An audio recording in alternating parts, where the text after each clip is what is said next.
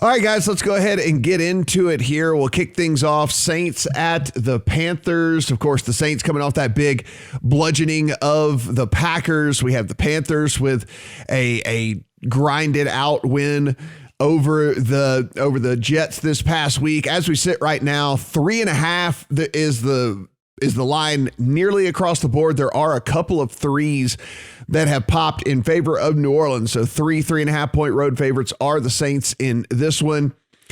Carolina is, Sam Darnold era, I think, was an interesting little start here. I don't think that it was horrible. I certainly think that there's room to improve as well. Total 44.5, 45. Brad, you have a bet in on the Saints for this one.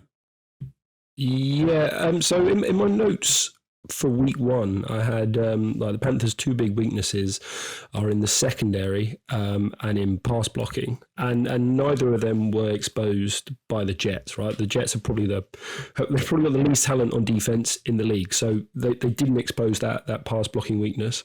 And yet, if you look at the ESPN pass block win rate, so it's basically how long the offensive line held its blocks for 2.5 seconds, the Panthers were dead last in the NFL at 20% win rate, right? So they only hold the blocks for more than 2.5 seconds on 20% of the snaps, and that was against the Jets again.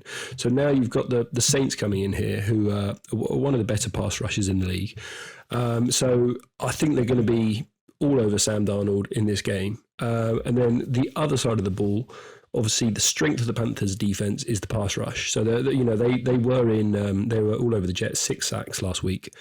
But New Orleans, probably one of the top 3 pass blocking O-lines in the NFL. So if they can keep them out, then the Panthers' weakness in the secondary, I think, is going to get exposed. I think the Saints are ideally suited to kind of steamroll these Panthers. And just on a power ratings basis, right? I mean, last week the Panthers were rated like a point better than the Jets, or maybe 1.5 points better than the Jets. The Saints I think they kind of showed us that they are still this team that steamrolled everyone over the last 5 years, right? Maybe they don't have Drew Brees in there anymore, but they're still very well coached, both sides of the ball. They're still elite along the offensive line. They've got very good safeties, So I think they're just a much more talented, better coach, and probably a better quarterback as well. And 3, I thought, was a bit cheap given the relative sort of resumes of these teams. Steven, we don't have a bet on either, side or total in this one here, but hey, look, Jameis Winston, the number 1 week sample size, but listen, let's talk about the data that we actually do have until we get a data set that we feel super comfortable with. But Jameis Winston, the number 6 overall graded quarterback in week 1 in the NFL. Sam Darnold, the number 8 overall pass graded quarterback in the NFL, according to Pro Football Focus. So both of these guys go out, get it done for their teams here. And so I don't have a bet on this one. I would have a lean to the Saints as like Steven's bet is on. That being said, I am very interested in this one to see if both of these teams can replicate some of the good that we saw from week 1 here into week 2. Yeah, I chose not to take a side on the spread here. I have a preseason bet here on Carolina plus 475 to finish second in this division, just hoping for the upside there. I wasn't impressed with what Sam Darnold did in the first week, but I also think some of that was the Panthers' offensive line.